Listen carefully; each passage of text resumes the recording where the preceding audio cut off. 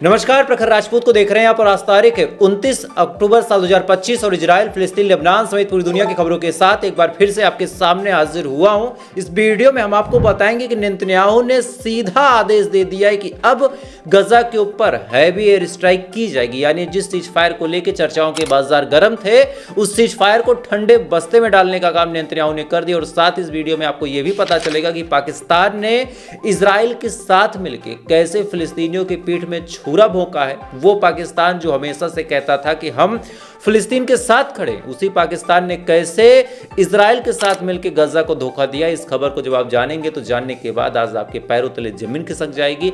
साथ ही इस वीडियो में आपको यह भी पता चलेगा कि तुर्की और पाकिस्तान के बीच अब एक नई लड़ाई शुरू हो गई है और इस लड़ाई का जो सीधा इंपैक्ट है कहीं ना कहीं गजा और इजराइल पे जाके पड़ेगा।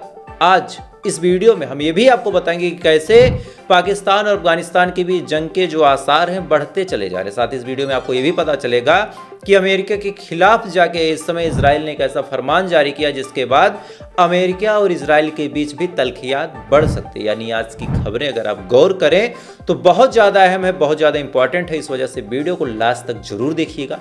चैनल पर नए हैं तो वीडियो को लाइक करके, चैनल को सब्सक्राइब करके अपना प्यार जरूर दे दीजिएगा। और साथ ही इजराइल और फिलिस्तीन की इस जंग में आप किसके साथ खड़े हैं, इजराइल के साथ खड़े हैं या फिर फिलिस्तीन के साथ खड़े हैं, एक बार कमेंट करके जरूर बता दीजिएगा। अब एक एक करके आप कमेंट करते रहें, तब तक मैं आपको खबरें बताता हूं। लेकिन इससे पहले की खबरों को बताना शुरू करूं, आप में से कई सारे लोगों का सवाल था कि भाई एक हफ्ते हो गए, एक हफ्ते से प्रखर राजपूत पे कोई पोस्ट नहीं आई, कोई वीडियो नहीं आई। अच्छा, अगर मैं गायब था तो मैंने कोई इत्तला क्यों नहीं किया? ये कम्युनिटी पोस्ट कर सकता था कि भाई ये दिक्कत है और मैं नहीं आ पाऊंगा, तो ये लापरवाही क्यों हुई?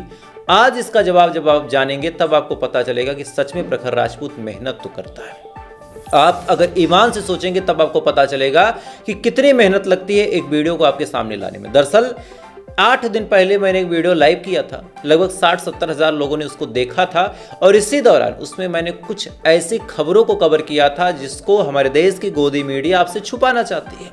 जैसे ये खबर मैं आपके सामने लेके आया, 60-70 हज़ार लोगों ने जब देख लिया तभी उस पर कॉपीराइट दे दिया जाता है। जबकि मैंने ना किसी की वीडियो उठाई थी, ना ही मैंने कुछ कहा था ऐसा, ना ही किसी की तस्वीर ऐसी यूज की थी, ना ही मैंने कोई गलत जानकारी दी थी। लेकिन इसके बावजूद उस वीडियो को डिलीट करवाया गया। 7 दिनों तक उस टीम से मेरी लड़ाई चली। 7 दिनों बाद ये लड़ाई मैं जीत चुका हूं और जीतने के बाद आज आपके सामने हाजिर हुआ।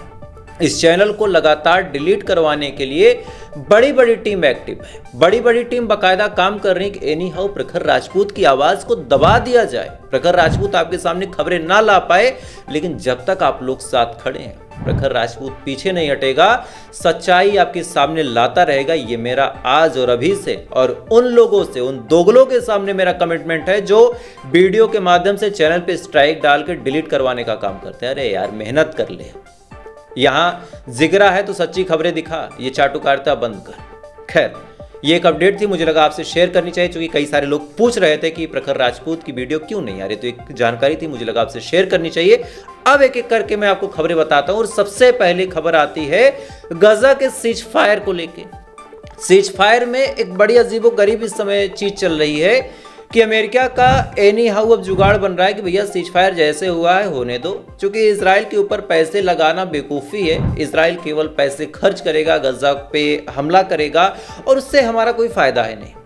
ट्रंप ने जब ये बात सोची तब ट्रंप ने एक नया प्लान बनाया और कहा कि लगभग 8-10 देश ऐसे हैं जो मुस्लिम देश हैं, इनकी आर्मी गजा में तैनात होगी और तैनात होने के बाद ये गजा को थोड़ा सा बैलेंस करेंगे। किस साइड से? एक तो हमास के साइड से और दूसरा इजराइल की साइड से। अब ये बात जैसे इजराइल सुनता है तो इजराइल पहले ही भड़क गया। इजराइल ने कहा कि भर्ती वही होंगे जिनका सिलेक्शन हम करेंगे, मतलब वही देश यहाँ पे अपनी सैनिकों को तैनात कर पाएंगे जिन सैनिकों के बारे में हम अच्छे से जानते होंगे और जिस देश से हमारे अच्छे संबंध होंगे। अब यहाँ ताजुब की खबर देखिए। सबसे बड़ी ताजुब की बात यह है कि तुर्की ने कहा था कि हमारी आर्मी गजा के अंदर तैनात होगी और हम गजा पे कंट्रोल करेंगे, और साथ ही अलग अलग और देशों की आर्मी भी तैनात होगी और वो भी गजा पे कंट्रोल करेंगे। उसमें ना हमास का कोई एंगल होगा और ना ही इजराइल का। अब ये बात जब तुर्की ने बोली तो फौरन इजराइल के जो विदेश मंत्री हैं, यानी फॉरेन मिनिस्टर साहब है जिनका नाम है गिदोन सार, इन्होंने साफ तौर पे कह दिया है कि अमेरिका ये डिसाइड नहीं करेगा कि कौन सा देश यहाँ पे तैनात होगा और कौन सा देश यहाँ पे तैनात नहीं होगा, और हम तुर्की की तैनाती का सीधे तौर पे विरोध करते हैं और तुर्की की जो आर्मी है वो गजा के अंदर तैनात नहीं होगी। अब ये बात इजराइल ने बोल दी, बाकी पूरी दुनिया सुन रही है, अमेरिका की तरफ से कोई जवाब आया भी नहीं। अब इसमें सबसे ताज्जुब भरी खबर अब आप आगे सुनेंगे, और इस खबर के बाद आपको कुछ दाल में काला लगेगा, तभी मुझे लगा कि सिंक्रोनाइज करके आपको चीजें बताऊं।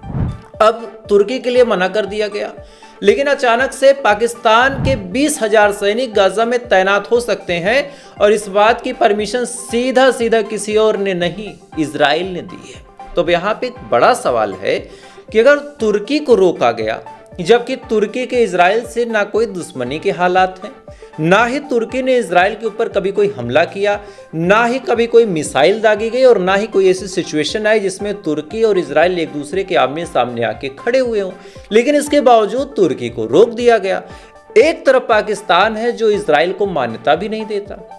पाकिस्तान के पासपोर्ट पे साफ तौर पे लिखा है कि ये जो पासपोर्ट है पूरी दुनिया में वैलिड है बशर्ते इजराइल के, यानी इजराइल के अलावा पूरी दुनिया के देशों को पाकिस्तान ने मान्यता दे रखी है, और पाकिस्तान के हिसाब से इजराइल कोई देश नहीं है, वो पूरी जमीन जो है फिलिस्तीन है। अब आप सोच के देखिए कि उस पाकिस्तान को कैसे इजराइल ने मान्यता दे दी। तो अब अंदर की खबर निकल के सामने आ रही है कि पाकिस्तान के कुछ खुफिया लोग और आर्मी जो चीफ हैं आसिम मुनीर, और साथ ही CIA यानी जो अमेरिका की खुफिया एजेंसी है वो, और मोसाद यानी जो इजराइल की खुफिया एजेंसी है वो, इन तीनों ही लोगों ने, इन तीनों ही संगठनों ने मीटिंग की है, और मीटिंग करके कोई खास डील हुई है जिसके तहत इजराइल बाकायदा पाकिस्तान की आर्मी को तैनात होने दे रहा। अब आप पूछेंगे वो खास डील कौन सी है, तो अब रिपोर्ट आपके सामने है। खास डील में साफ तौर पे ये कहा गया है कि तुम क्रेडिट ले लो, तुम गाजा की जमीन को बचाने का जिम्मा भी उठा लो, लेकिन तुम्हें एक काम करना पड़ेगा, और वो काम पता है क्या, कि हमास से हथियार छीनना और हमास के लोगों को मारना। ये सुपारी पाकिस्तान की आर्मी को दी गई है, और इस सुपारी को बाकायदा पाकिस्तान की आर्मी ने ले भी लिया। अब आपको एक सवाल जो दिमाग में आएगा, लेकिन उस सवाल के आने से पहले मैं उस चीज को क्लियर कर देता हूं। आपके जहन में एक सवाल आएगा कि भाई ये जो आर्टिकल आपने दिखाए, जैसे एक दैनिक भास्कर का है, तो ये भारत के पत्रकार लोग इसको चलाते हैं, भारत का ये अखबार है, तो ऑब्वियस सी बात है कि पाकिस्तान के खिलाफ ही इसमें प्रोपोगेंडा चलेगा। अब ये डाउट आपके दिमाग में आ सकता है, इस वजह से मैंने कुछ अलग अलग चैनलों के भी अखबार कवर किए। द टाइम्स ऑफ इजराइल की आप रिपोर्ट देखिए, EMDM की, DNA इंडिया की, ये तमाम फॉरेन चैनल हैं, और इन चैनलों पे भी ये बात चल रही है कि पाकिस्तान ने कोई सीक्रेट डील की है और वो हमास को डिसआर्म करने का काम करेगा। तो क्या ये गाजा के लोगों के साथ धोखाधड़ी है कि नहीं? क्या ये फिलिस्तीन के साथ गंदा वाला मजाक है कि नहीं, पाकिस्तान ने किया या नहीं? इसका जवाब आप मुझे कमेंट सेक्शन में बताइएगा। तब तक अगली खबर का रुख करते हैं, और अगली खबर फिर इसी खबर से जुड़ी हुई है कि जब पाकिस्तान ने ये फैसला कर लिया कि वो जाएगा बाकायदा गाजा के अंदर और गाजा में हमास को डिसआर्म करेगा, तो इस बात को लेके अच्छा खासा नाराज है मुस्लिम वर्ल्ड। जो तुर्की है, जो अजरबैजान है, जो मिस्र है, ये तमाम देश ठीक ठाक तरीके से नाराज हैं कि पाकिस्तान ने ऐसा डिसीजन क्यों लिया है, और साथ ही ये भी आरोप लगाया गया कि पाकिस्तान ने अमेरिका को खुश करने के लिए ये डिसाइड कर लिया है कि वो गाजा में जाके हमास को डिसआर्म करेगा। खैर, सेनाएं तैनात होंगी, डिसआर्म किया जाएगा, ये तमाम चीजें तो तब होंगी जब सीज फायर रहेगा। अमेरिका ने खूब कोशिश की कि सीज फायर बना रहे, चूंकि इजराइल पे पैसा खर्च करने का कोई मतलब नहीं है, लेकिन अब द टाइम्स ऑफ इजराइल की आप रिपोर्ट देखिए, इसमें क्या दावा किया गया। इसमें दावा किया गया है कि नेतन्याहू ने एक मीटिंग की, और इस मीटिंग में साफ तौर पे नेतन्याहू ने ऐलान कर दिया है कि अब गाजा के ऊपर हैवी स्ट्राइक फिर से की जाएगी।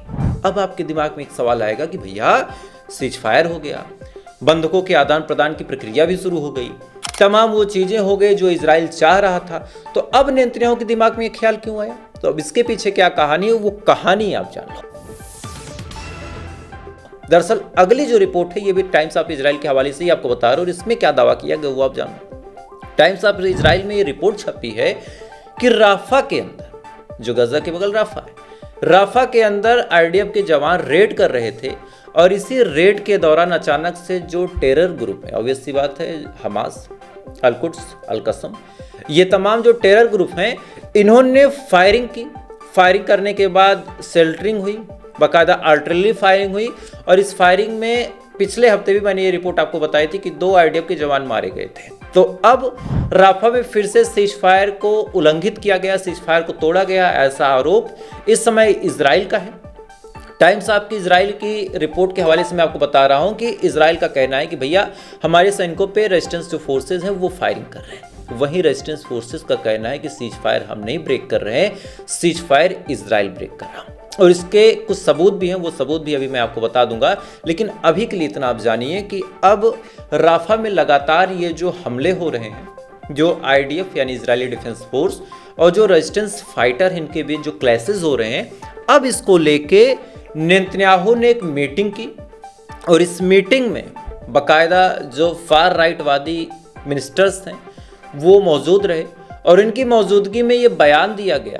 और अब नेतन्याहू ने ऑफिशियली ऑर्डर दे दिया है अपने सैनिकों को कि अगर अब कहीं भी सीज फायर को ब्रीच करने का काम जो रेजिस्टेंस फाइटर यानी जो हमास है या फिर जो अल-कुद्स, अल-कसम है, अगर इनमें से किसी ने भी किया तो गाजा के ऊपर हैवी एयर स्ट्राइक की जाएगी और गाजा को फिर से नर्क के दरवाजे की तरफ लेके जाया जाएगा। यानी साफ तौर पे देखा जाए तो एक तरफ अमेरिका पीछे हट रहा कि गाजा में भैया हमें ज़्यादा परेशान ना होना पड़े और भी हमारे पास काम है, दूसरी तरफ इजराइल एनी हाउ जंग को एक्सेलरेट करने की पूरी कोशिश कर रहा कि एनी हाउ जंग कैसे भी करके फिर से शुरू हो जाए।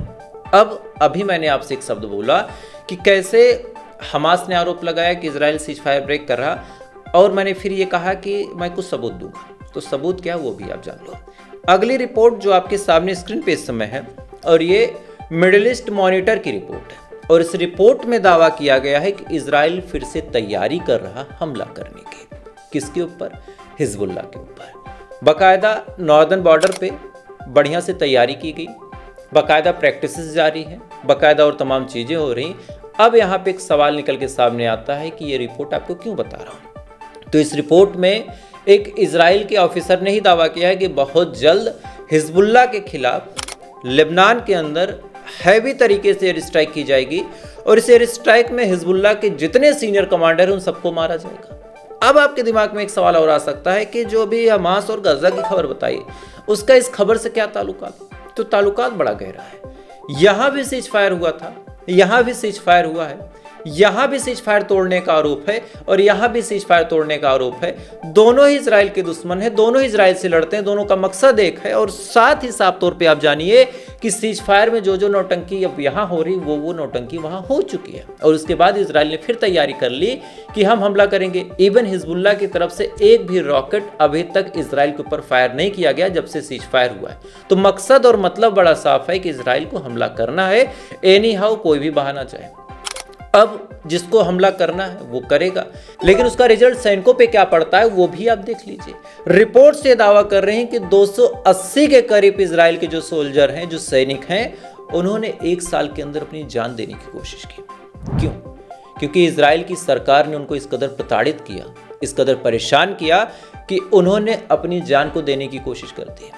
खैर, एक इजराइल के हिसाब से तो ये खबर थी। अब आपको कुछ पड़ोसियों की अपनी खबरें बता देता हूँ। एक पड़ोसी हमारे देश में पाकिस्तान, भूखा नंगा भिखमंगा, ये गाजा का भी सगा नहीं हुआ, अमेरिका के पैसे पकड़ लिए और चाटने लगा। तो इसने कहा कि भैया 20,000 सैनिक हम भेज देंगे गाजा में, हम हमास को करवा देंगे। अब यहाँ कहानी आप सुनिए। ये भाई साहब बातचीत कर रहे हैं दोहा के अंदर, और दोहा के अंदर बातचीत करने के दौरान अफगानिस्तान से इनका सीज फायर हुआ था, लेकिन ये 4 दिन भी सीज फायर पर नहीं टिक पाए, और फिलहाल इन्होंने सीज फायर को तोड़ दिया। सीज फायर को तोड़ के इन्होंने लड़ने झगड़ने की कोशिश की। बीच में सलमान खान को भी इन्होंने आतंकवादी घोषित कर दिया। अब रिपोर्ट से दावा कर रहे हैं कि सलमान खान के नाम पे पाकिस्तान की एक चौकी भी अब तालिबानों ने कवर कर ली, और तमाम गोलीबारी और क्लैशेज इस समय तालिबान और पाकिस्तान के बीच चल रहे हैं। और रिपोर्ट्स ये भी दावा कर रहे हैं कि एक दूसरे के सैकड़ों लोगों को इन्होंने मार दिया। तो एक तरफ सीज फायर की बातचीत चल रही है, दूसरी तरफ ये भाई साहब गाजा में 20,000 सैनिक भेज रहे हैं, खुद पड़ोसियों से लड़ रहे हैं और वहां पे मासूमों को ये मार रहे हैं। ये इनकी असल कहानी है। खैर, पाकिस्तान का भी अपना एक पक्ष है। पाकिस्तान का कहना है कि अफगानिस्तान की ज़मीन आतंकवाद के लिए इस्तेमाल हो रही है और ये चीज़ पाकिस्तान के हक और हुकूक में नहीं है। चलो भाई, मान लिया। पहली बार तो तुमको पता चला कि अगर अपनी जमीन से कोई टेररिस्ट फैलाता है, कोई टेररिज्म फैलाता है, तो गलती उस देश की भी होती है। जैसे तुम आज तक एक्सेप्ट नहीं कर रहे थे, आज अफगानिस्तान भी एक्सेप्ट नहीं कर रहा, तो तुमको इतना मिर्चा क्यों लगा? खैर, इतनी बुद्धि होती तुम ऐसे ना होते। अगली खबर का रुख करते हैं।